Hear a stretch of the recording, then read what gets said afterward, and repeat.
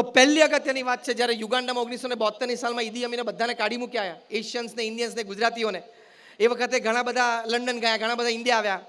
એમાં જે ઘણા બધા લંડન ગયા એ લોકો તો ત્યાં સામાન્ય નોકરી ચાલુ કરી દીધી. યુગાન્ડામાં મોટી મોટી દુકાનો હતી, મોટા મોટા ધંધા હતા, 8-10 બેડરૂમના બંગલા હતા, 2-5 ગાડીઓ હતી, ઘરમાં 8-10 આફ્રિકન નોકરો હતા. એ બધું છોડીને 72 કલાકમાં લંડનમાં રોડ ઉપર આવી ગયા. કેવો આઘાત લાગે, કેવો શોક, કેવો સેટબેક.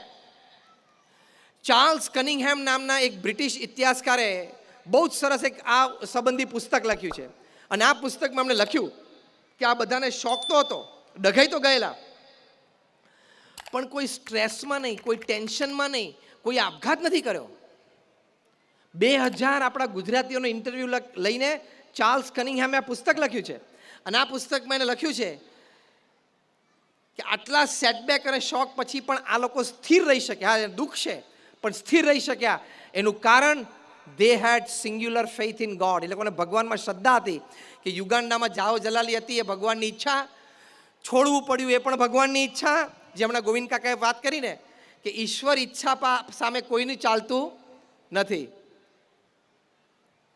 કોરોના વાયરસ હજી કોઈએ જોયો નથી, જે તમે શબ્દ બોલ્યા એ. It is invisible but invincible. એ દેખાતો નથી પણ હજી જ છે. પાછું અત્યારે આપણે બોમ્બેમાં, મહારાષ્ટ્રમાં ચાલુ થઈ ગયું છે. અને આઈઆઈટી કાનપુરના મોડલ પ્રમાણે જે પહેલો વેવ આવ્યો, બીજો વેવ, એની પરથી એ લોકોએ જે મોડલ તૈયાર કર્યું છે એ મોડલ પ્રમાણે 2nd અને 3rd વીક જૂનમાં આખા ભારતમાં આવશે. કોઈ એવો ઘાતકી નથી, પણ એક કોરોના જેવા વાયરસ જે દેખાતો નથી એને માનવ જાતનું બધું અભિમાન ઉતારી નાખ્યું. શું અભિમાન? કે તું ગમે તેટલા મોટા બુદ્ધિશાળી હોય, હોશિયાર હોય, વેપાર ધંધો કરતો હોય, આખી પૃથ્વી પરથી માણસ જાતને સાફ કરી નાખવી હોય તો મારામાં તાકાત છે, એવું વાયરસે કહી દીધું ને. આવા તો 500 પ્રકારના વાયરસ ફરે છે. આ તો ભગવાનની કૃપાથી આપણે બચીએ છીએ. કોરોના અને કોરોનાને બચ્ચું કેવડાવે એવા એના બાપ વાયરસ એવા તો કેટલાય છે, આજુબાજુ જ છે, પણ એનાથી રક્ષા ભગવાન આપણી કરે છે. એટલે આમ પાનની પિચકારી ખાતા ખાતા પાનના ગલ્લે ઊભા બટન ખુલ્લું રાખી કોણે ભગવાનને જોયા છે? અને કાં તો ભૂલથી બીએસસી થઈ ગયો 2 ટ્રાયલથી, 2 ટ્રાયલ લઈને બીએસસી થયો હોય એ પાછો છાતી ખુલ્લા કે હું ન્યૂટનને ભણ્યો છું, હું આર્કિમિડીઝને ભણ્યો છું, હું આઇન્સ્ટીનને ભણ્યો છું, હું પાસ્કલને ભણ્યો છું, એટલે હું વૈજ્ઞાનિક છું. અલ્યા આ જે 5 નામ તે દીધા ને એ બધા ભગવાનમાં પૂર્ણ શ્રદ્ધા ધરાવતા હતા. તને ખબર છે? એ વિષય જુદો છે, લેતો નથી.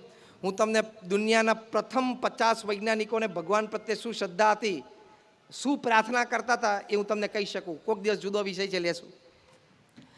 એટલે ભગવાન પ્રત્યેની શ્રદ્ધા છે. ચાર્લ્સ કનિંગહેમે કહ્યું કે એ કઠિન પરિસ્થિતિમાં સ્થિર રહી શકશે. જીવનમાં સૌથી અગત્યની વાત તો આ જ છે ને કે પરિસ્થિતિ અને સંજોગો જ્યારે કઠિન હોય ત્યારે તમે સ્થિર રહી શકવા જોઈએ. પછી એ વ્યક્તિગત જીવનમાં હોય, પારિવારિક જીવનમાં હોય, વ્યવસાયિક જીવનમાં હોય. When the situations are tough, Maheshji, and when it is opposing, you should be able to stabilize yourself, isn't it? And that is the biggest achievement of life. એ જીવનનું સૌથી મોટું અચીવમેન્ટ છે કે કઠણ પરિસ્થિતિમાં તમે સ્થિર રહી શકો. એ મહાન વિચારકોએ લખ્યું છે કે ભગવાન પ્રત્યેની શ્રદ્ધા હશે તો જ તમે રહી શકશો. એ કઈ શ્રદ્ધા? કે ભગવાન જે કરે એ સારા માટે કરે છે. મને પીઠ થપથપાવે અને પ્રશંસા કરે તોય સારું, મને ગાલ ઉપર લાફો મારે તો પણ સારું. એ જે શ્રદ્ધા છે ને કે ભગવાન કરતા હરતા છે. 3 શબ્દ ગોવિંદ કાકાએ વાપર્યા હતા: કર્તુમ, અકર્તુમ અને અન્યથા કર્તુમ. આ વાત ભગવાન વિશે સમજીએ, શ્રદ્ધા છે. પછી થોડુંક નામ સ્મરણ કરીએ, જે પણ ભગવાનમાં તમે માનતા હો. પછી તમે પ્રાર્થના કરો. યુનિવર્સિટી ઓફ ફિલાડેલ્ફિયા અને પેન્સિલ્વેનિયામાં doctor H.G. Koenig, doctor Andrew Newberg, હું તમને નામ સાથે બોલું છું, એ લોકોએ રિસર્ચ કરી, સાયકોન્યુરો સોફ્ટવેર્સથી કરી, સાયન્ટિફિક રિસર્ચ, કે તમારા શરીરમાં તમે નોર્મલ બેઠા ત્યારે જે હાર્મોન સિક્રેટ થાય બ્લડ સ્ટ્રીમમાં, એને તમારા મનના વિચારો, બુદ્ધિના વિચારો જે ચાલે, અને તમે ભગવાનનું નામ સ્મરણ કરવા બેસો માળા લઈને, એ વખતે તમારા શરીરમાં જે હાર્મોન્સ રિલીઝ થાય છે એની અસર તમારા માનસ ઉપર શું થાય છે એ સાયકોન્યુરો સોફ્ટવેર્સથી એ લોકોએ સંશોધન કર્યું.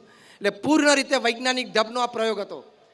એ લોકોએ કહ્યું કે જો નામ સ્મરણ ભગવાનનું 10 કે 15 મિનિટ પણ કરીએ તો નાના બાળકોને 15 થી 25% યાદદાસ્તમાં વધારો થાય છે. જે ટીનેજર્સ અને યંગસ્ટર્સ છે આપણા ઘરમાં જે તરુણ વયના અને યુવાનોના આપણા દીકરા દીકરી છે એ લોકો 10 મિનિટ પણ ભગવાનનું નામ સ્મરણ કરે, 10-12 મિનિટ કરે, એ લોકોને 15 થી 25% વિલ પાવર અને કોન્ફિડન્સ, આત્મવિશ્વાસ અને મનની શક્તિમાં જાગૃતિ આવે છે. આ વૈજ્ઞાનિક ઢબે થયેલો પ્રયોગ છે. જે 22 થી 60 વર્ષના જે બૌદ્ધ અહીંયા બેઠા છીએ એ લોકોને 15 થી 25% વધારો દુઃખ સહન કરવાની શક્તિ, ધ બફર કેપેસિટી, એમાં થાય છે. એ બહુ જરૂરી છે ને પરિવાર ઉત્સવમાં. નહીં તો એક જણાને દુઃખ આવે નહીં તો આખો પરિવાર બિચારો ડિપ્રેશનમાં આવી જાય. દુઃખ સહન કરવાની શક્તિ વધે એટલે તમારી નોકરી જાય, મોટું નુકસાન જાય.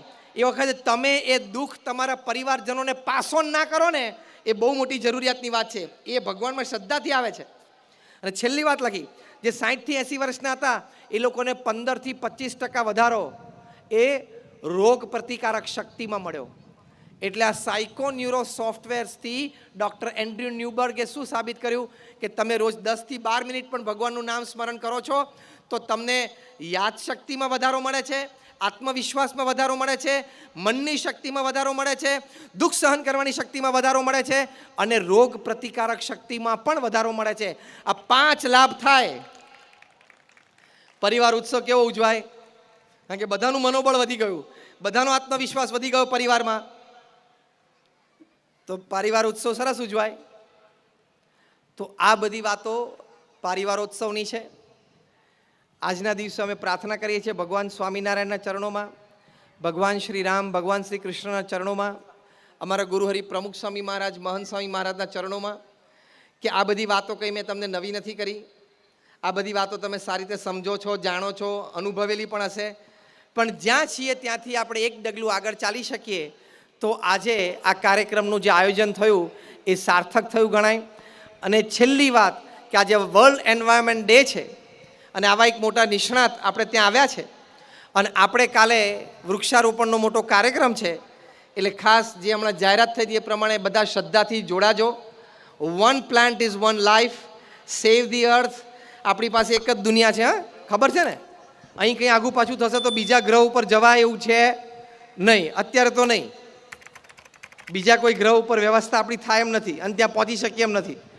એટલે એક જ પૃથ્વી છે ને આપણે સાચવવાની છે, જાળવવાની છે. એટલે no use of one time plastic. શ્રેયાંશે વાત કરી હતી ને કે ભાઈ અમે પ્લાસ્ટિકનો ઉપયોગ નથી કર્યો એમ. તો નો યુઝ એટલે એન્વાયરમેન્ટલ ફ્રેન્ડલી બનવાનું. તો એ આપણું એક યોગદાન છે સમાજને અને આ વિશ્વને. બે વાત એક સાથે વણીને છેલ્લું વાક્ય બોલું છું. Maheshji, people think that we have to leave a better planet for our children. In the same way, they have to leave better children for the planet. આપણે એમ સમજીએ છીએ કે મારે એક સારી દુનિયા મારા સંતાનો માટે છોડીને જવી છે, પણ તમારે દુનિયા માટે સારા સંતાનો પણ છોડીને જવા પડશે. હા, બેય કરવાનું છે. સારા સંતાનો દુનિયા માટે તૈયાર કરીએ એ પરિવાર ઉત્સવ, અને સંતાનો માટે સારી દુનિયા તૈયાર કરીએ એ પર્યાવરણ દિન. Thank you very much.